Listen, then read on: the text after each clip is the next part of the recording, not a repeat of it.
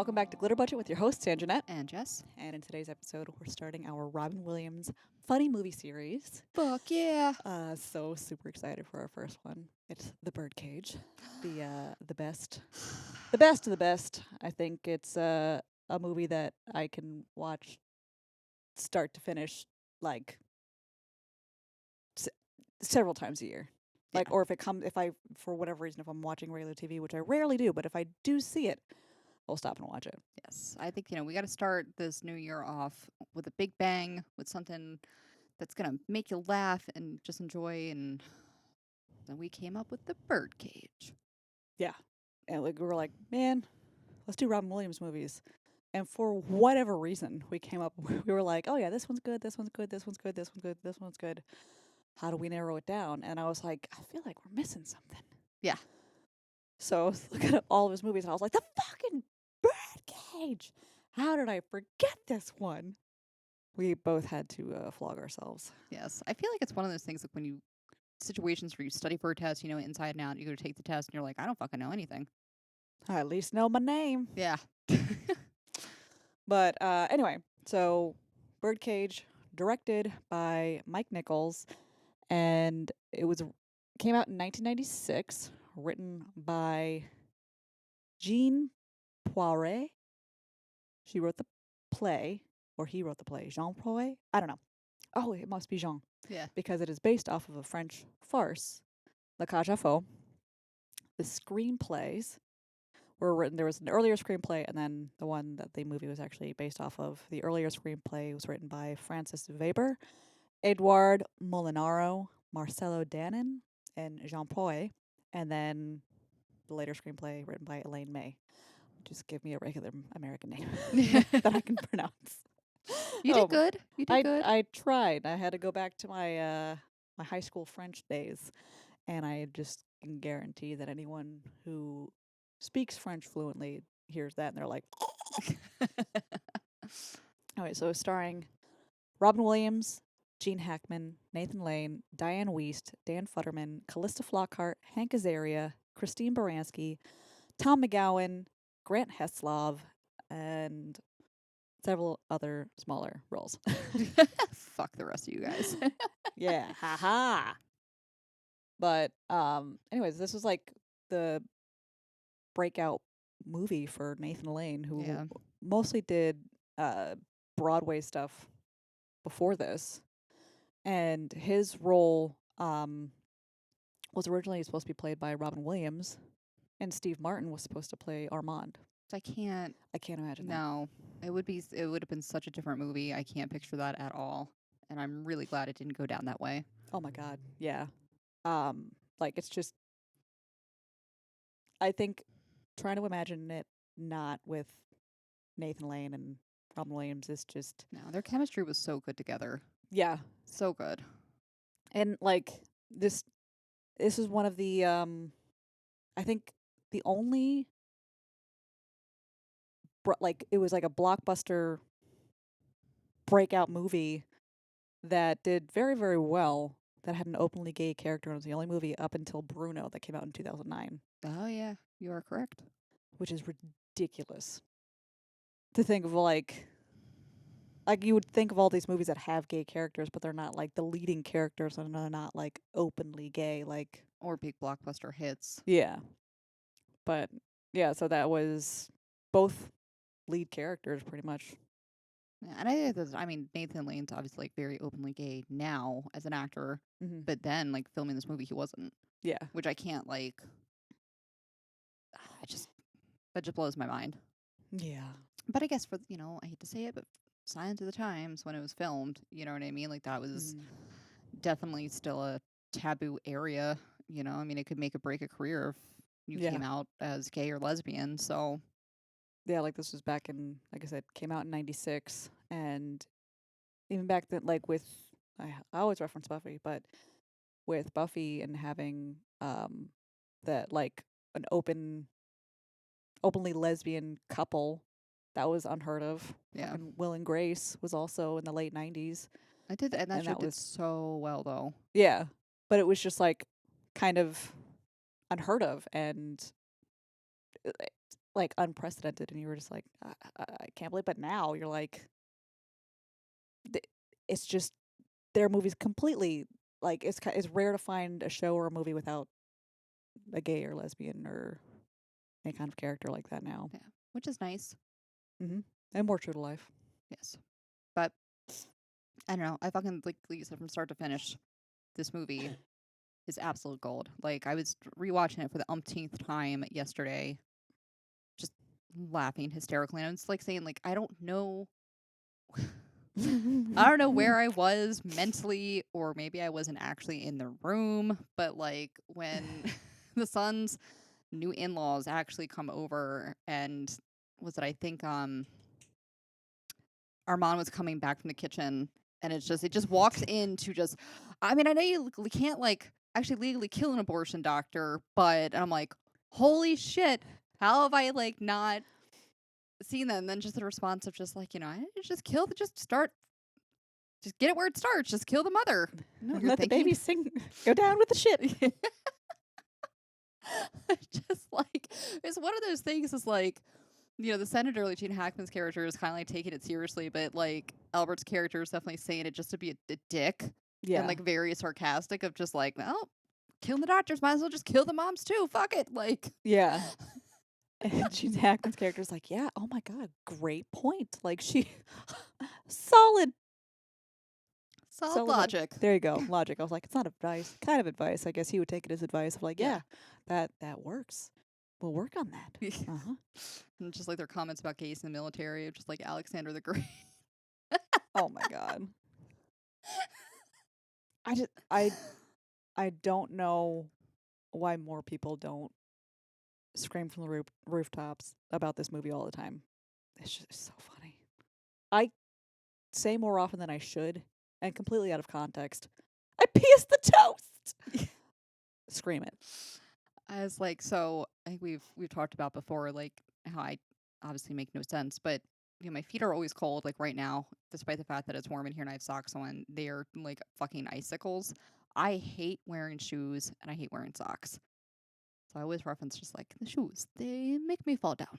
Yeah, I would say that a lot at in pole when I was wearing like Yeah. the the platform shoes. Is the shoes they make me fall down? Ah, you're Come fresh. on, Gloria. Hank Azaria's character is Oh, like one of my favorites. Agador Spartacus. yes. Oh Jesus He Christ! wasn't supposed to be in the movie that much, was he? I think it was supposed to be much smaller. He was two roles combined. He was supposed to be Albert's like dresser, Oh yeah. and then David Allen Greer from Frasier was supposed to be the butler, and then they ended up combining the two characters into like Agador Spartacus character Yeah, which played is just by brilliant. Hank Azaria, who's like he based that his voice off of. He later realized he based the voice off for Agador off of his grandmother. Just adorable. It's just it's so funny. Oh my god. I don't know, I just love the whole concept of it of, taking a very happy family, but that's, very openly gay and you run a drag club that's very successful and just, him getting married, dad, which they were pissed to begin with because he's, their son's only 20. It's like, you're so young. Why are you throwing your life away with just one bitch? Like, get out Yeah. there, sow some oats, whatever. And then to find out, like, oh, yeah, by the way, it's the daughter of an extremely conservative family and they're coming down for dinner, by the way. Like, are you fucking kidding me? I Like, think talk about oil and water. like Val's character and the shit that he does pisses me every time I watch it. I'm Oh, like, yeah. Val, you ungrateful son of a bitch. Like in movie land, it's very funny. The context is very funny, but when you think about like you try to apply that to real life circumstances, like what Val was asking them to do Yeah. It's just is awful. is awful. Literally change everything about yourself so that you can be presentable to someone that like you shouldn't have to give two shits about. Like I know it's kind of like what they're doing the traditional thing where like he wants their blessing to get married and he wants the two sets of in-laws to like Cohabitate. get along and everything like that, but like And just like thinking about it now, like, and again, it's a fucking movie, but like longevity wise, They're gonna meet once and never meet again. You're just Yeah. gonna keep up this charade forever. Like what? Yeah, it's This is not not. sustainable. It is absolutely not. Like you can't keep that up because No. then they like never would have to. They'd never be able to go to like Armand's place Right. ever again. They would have to like go up to wherever the hell they were from because they had to travel down to Florida. It was Ohio. Someone's Western state. Okay, yeah. So, but they had to travel quite a ways. And what's funny is that so Gene Hackman plays the conservative senator, Senator Keeley, and his his running mate or his It was. I don't think it was his running mate. I think it was whoever was on that council that he was on for like moral yeah, conservative for moral grounds or some shit. yeah, it was like some kind of whatever. But his partner with that uh was found he I think he died, right? Yeah, he died of like a heart attack, but in the middle of basically having sex with an An underage underage prostitute prostitute. who they had to bring up as well that she was black, and somehow that made it even worse. Like rewatching it too, and again, like don't know how I picked up on this stuff. Like I think I was just so enamored with just Robin Williams and Nathan Lane's character and Hank Azaria. Like I don't think I paid attention to anything else. Yeah, you were just watching the funny men do their funny thing. Yeah, and just the love between it, and as well, like always, I did get pissed too. Like the stuff that Val was asking for was just Mhm. kind of it was shitty. I really don't think I really paid attention very much to like Gene Hackman's character and just the shit that he says. I was like, oh my god, Yeah. you're so racist. Yeah. Like they had to change her last name so it wasn't Jewish. Like Yeah. It was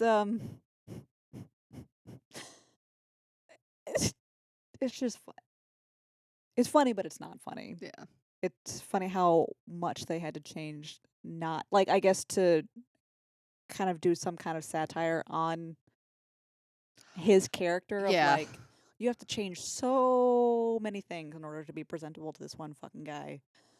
And then luckily by the end of the movie he Is in drag sneaking out. yes.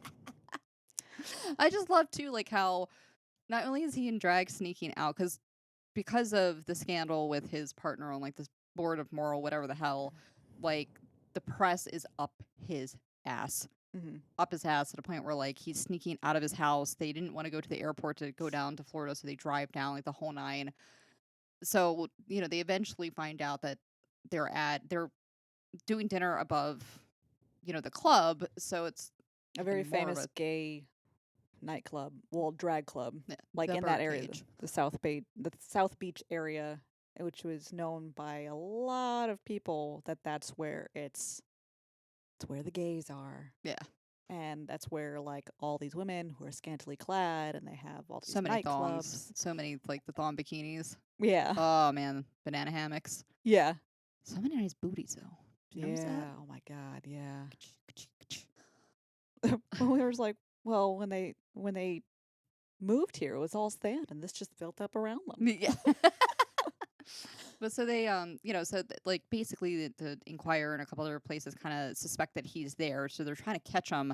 It's just like I'm like we're screwed. Like I can't leave. Like how are we gonna get out? And Mhm. Nathan Lane's, character Albert is just like, well, there is one way, and Mhm. dresses them all up in drag. But he's like gets into it to the point where he's just like, I told them not to put me in white. Like it just makes me look fat. Like And they're trying, like, they finally get out and they're trying to get to a car to leave. And his driver was there waiting for them to come out. So his driver obviously doesn't know that he's supposed to be in drag. Um, so Gene Hackman's character is saying to the driver, like, "Oh, meet me over here, blah blah blah." And the guy's like, "Fucking no way, man!" not for $1,000,000, lady. And no, it's just funny. But there are so many quotable lines and scenarios, and don't know. I feel like I'm very much like an Albert. Oh yeah, 100%. Um, just exaggerating, so dramatic about literally everything, has a breakdown over so many things. Um, like he thinks in the beginning of the movie, he thinks that Armand is cheating on him because there's White wine chillin', and they yeah. don't drink white wine. He's like, I only drink red, and so do you. And finds out that it's Val, uh, Armand's son, is coming to town, and he didn't want Albert freaking out, blah blah blah blah, because it was like big news, but Armand didn't know what it was. And if I Albert was dressed up in like I don't even know what the hell that is, but he's like old school stereotypical like hobo outfit where he's got like the blacked out tooth Oh, and like yeah, the freckles and everything like that. And he's like, "You're little chippy." yeah. He's like, "It's Val. Get over it." And he's like, "Oh, why didn't you tell me?" Like I wanted it to be a surprise. I just love though how like he, Albert like refuses to go on stage. He's like, just get him dressed. Just do whatever you have to do to just get him dressed. He's like, Mm. come on now. Come on. He's like, all right, we're just gonna just put one foot in. And he's just completely ignoring everything that he's saying. And it's just like, all right, I'm just gonna put these stockings on you as you're throwing it like dressing a toddler. Pretty much. They're like, "Here, you can one for now, like a Purin tablets, one for now, Yeah. one for later." It's like, "What are you giving him? Drugs? What the hell are Purin tablets?" He's aspirin with the A and the A scraped off. Oh my god. It's genius. I know. I just love how he takes like everything in stride. Yeah. Just like does not care. Because Agador has to has to deal with Albert all the time. And he knows how to deal with him. Yeah. And he so desperately wants to be in Armand's show. Can't handle Armand- you're threatened by my Guatemalan hotness. My My- heat. Like, well, what? And but what was I gonna say? Oh, Hank Azaria's character. He is at the time, I don't know if they still are, but who knows. At the time was very good friends with Billy Bob Thornton. And this was also the time that Sling Blade was coming out, so both characters have very distinct voices. So the two of them would go around in between like shooting and everything, both of those movies, and they would pretend that they were in a buddy cop movie with those two characters. So like they Awesome. would just be, and that is hilarious to think of. I'd love to see something like that. Just to be like, just driving down the street and just seeing Is the that two of that's them. the French fried potatoes guy? Mm-hmm. Shouldn't Mhm. done to him. Like I've never seen Neither Sling have I. Blade, so I feel like I started watching it at one point and I never finished it. I just I don't know why I equate Sling Blade with gonna make you squeal like a pig. What movie is that? Pretty sure that's The rape movie. yeah, with Burt Reynolds. What movie is Oh, it? it's on the tip of my tongue. They got to Montana because it's supposed to be like the last frontier. Dueling banjos. Yep. Holy fuck! It'll come to me eventually. Like the most inopportune random moment. And she's just gonna scream it. Yep. Anyway, there's the scene. So like, I guess both Nathan Lane and Robin Williams are famous for improvising all of their lines in every movie that they are in. And Mike Nichols he had a deal with them. He's like, okay, we have to get one good take with you actually using this what's in the script. So one good take with that, and then I'll let you guys run wild. And they're like, all right, deal. I don't think they went wild too much with it though. No, I don't. I mean, to be fair, there's probably a lot of stuff that was improvised. Like I don't think everything was stuck to the script. There was the scene where Robin Williams is like he's trying to get that guy Celsius or whatever to It's like one of my favorite parts. You must be fussy, fussy, fussy. and Martha Graham, Martha Graham, Martha Graham. Twyla, Twyla, Twyla, and Madonna, Madonna, Madonna. But you do it all inside. Yeah. So Mike Nichols told him to be like he's like, okay, do it all inside. Like he gave Robin Williams that, but I guarantee that scene was Oh, it's like again, it's one of the pivotal scenes for me that always stood out. Like the first time I watched it, that stuck with me. I love it. I just love it, that whole scene, though, of just like, and you could tell the guy is just there for God only fucking knows what reason. Like, he does not give two flying fucks Mm-hmm. about being in that show whatsoever. Just, It's chewing gum while I'm singing. It helps me think, sweetie, you're gonna need more gum. Just like the pithy, sarcastic comments that Albert says during that whole thing. Oh my god, I that. love it when Agador comes out. It's like, you might want to come down. He's trying to take the gum out of his mouth. Mhm. I don't think that was Agador. No, it was No, it was the stage. helper guy. Yeah, stage Fucking- kind of stage manager. Yeah, yeah. But and that's when Val tells him about that whole thing. Like they're coming down. Like you need to change everything. That's where we get the title of our episode. Like Armand is telling him, like, yes, I'm a middle-aged fag, but at least I know who I am. Took me 20 years to get here. Yeah, like, and it was a very important lesson, which I think a lot of us take a long time to learn. Is like you go through all of this, like a huge journey throughout most of your life, and I don't even know when you really stop, really. Yeah. Like trying to figure out who you are and how to act accordingly when it comes to that. And Val was trying to tell Armand, like, you know, you used to try to hide who you were, and it's like that's because she was mean and you were a kid. Like when Val was a child, Armand pretended to be someone else Yeah. with like a grade school teacher or whatever. It's like, well, you were a kid and she was like a bitch. So I kind of had to. But now you're an adult. I'm more of an adult. Like it's taken me so long to get to this place. Like I don't want to have to change anymore. I don't want to have to hide who I am. And uh I know I can definitely relate to that. Like I just want to be whatever the fuck I am. Yeah. I don't want to have to try to conform to any kind of one singular thing. And I think that speaks to a lot of people. Oh yeah, for sure. But I think just, again, signs of the times, and particularly to the gay community, the LGBT community.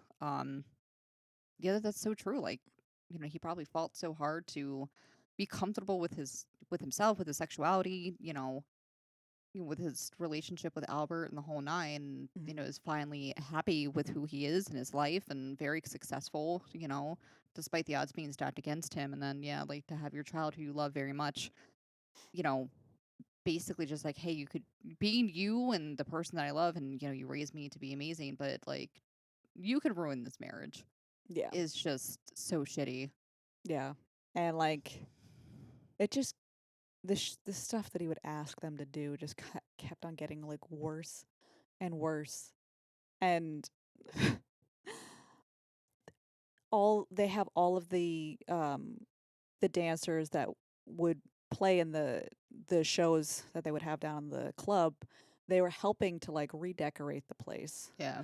So they got this huge crucifix. Like, so they were like renting out shit to like put into the apartment. So they got this huge crucifix, like a big moose head. They got Playboy magazines. They're like, this is what the straights have, right? That's what they And read. Val's like, don't add, just subtract. They kept adding like a lot. Yeah. Candles. It basically looked like a Catholic church. Yes. And they had like all of these it looked like old vintage books, but it turned out that they were Nancy Drew books. It was just really a very funny scenario, but when you think about the like real life implications, it's heartbreaking what they had to do.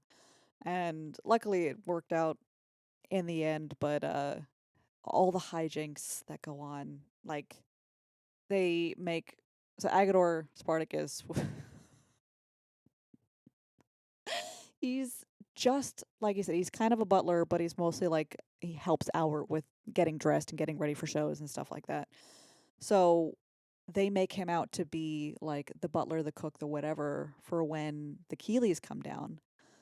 So Armand is like, okay, well, Agador, like you have to start getting dinner ready. Yeah. And then he leaves, and then Val turns to him, he's like, do you cook? And he's like, your father seems to think so. And I'm like, he makes what is supposed to be like a sweet and sour peasant soup. And he's like, what do you call it seafood chowder for? And it's just some random ass shit in a bowl. It's like, why is there an egg in this? It's a huevo. And they have these bowls that have men fucking around the rim of the bowl, so they're trying to like fill the bowls with the soup.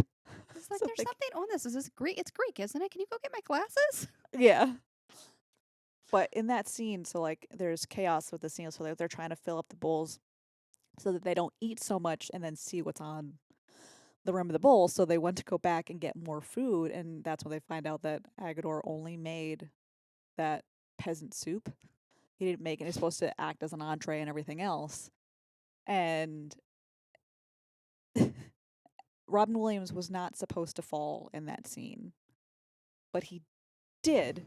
And that's why you could see them trying to hold back laughter because Yeah. they just kept going. They kept rolling, and they were like, it's so good.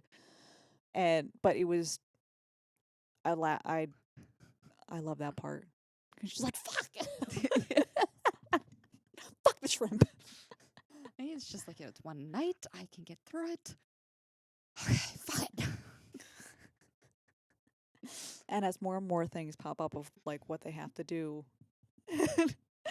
Armand is like, we're in hell.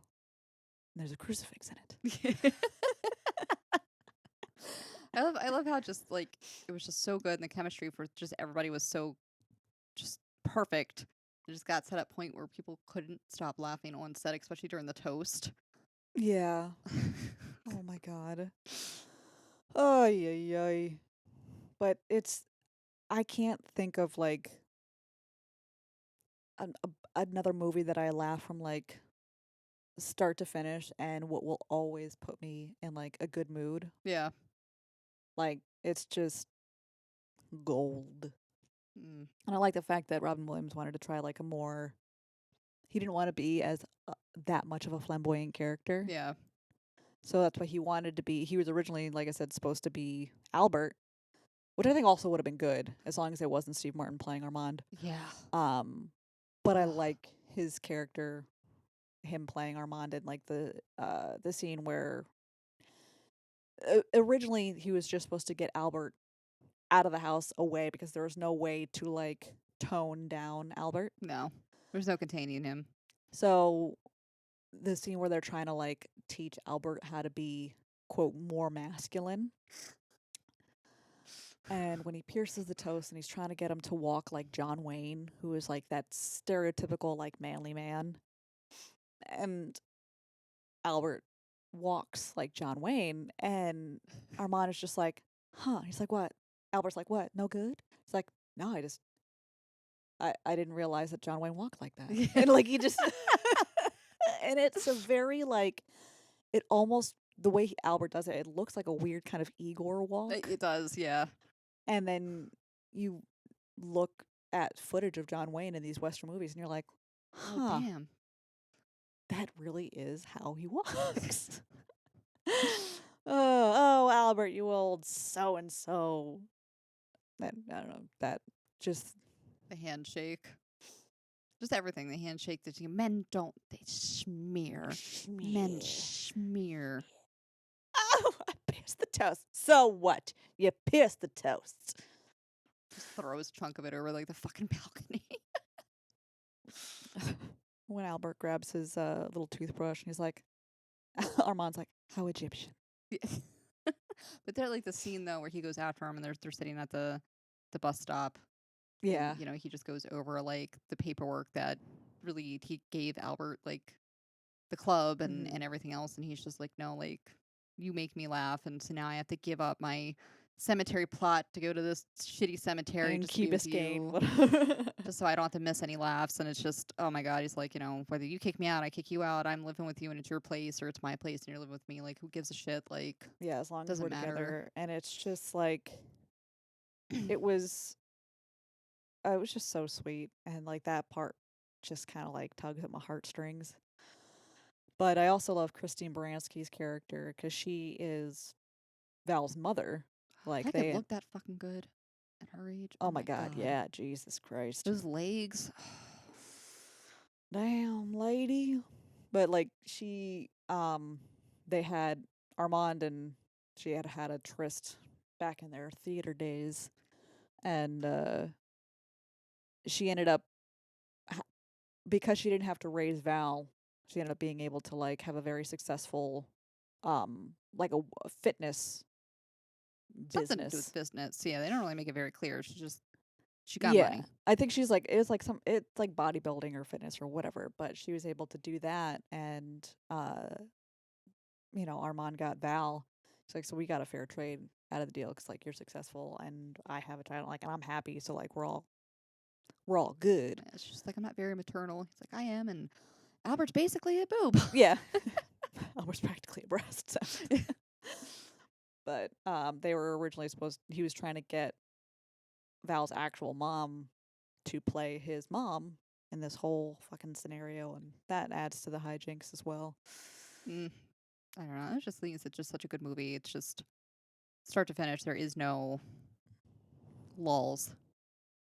No, there are lulls, but not lulls. If that makes sense. It's easier to understand what that means when you write it out. Yeah. There are a lot of LOLs, but not LULLs. But if you want to start the new year off right with us, and especially if you have somehow not seen this movie, If you haven't, for shame. for shame. Like, I'm disgusted with you if you haven't. Sorry, that's a little harsh. Yeah, a But little bit. But you should watch it. where can we stream said Birdcage? I If have you it have on DVD. AMC Plus, you can stream it on there. If not, you can rent it on Amazon for like 99 cents. Perfect. I have it on DVD, so I've worn it out. They need to release it on Blu-ray for me. But yeah, so check out the Birdcage. We're going to be doing some more Robin Williams movies throughout the rest of January. Our next one will be Jumanji. What year is it? It's the good Jumanji, Yeah. obviously, because Robin Williams. But anyway, so tune in next time for Jumanji. All of our social medias will be linked in the description box down below. If you like our vibe, please like and subscribe.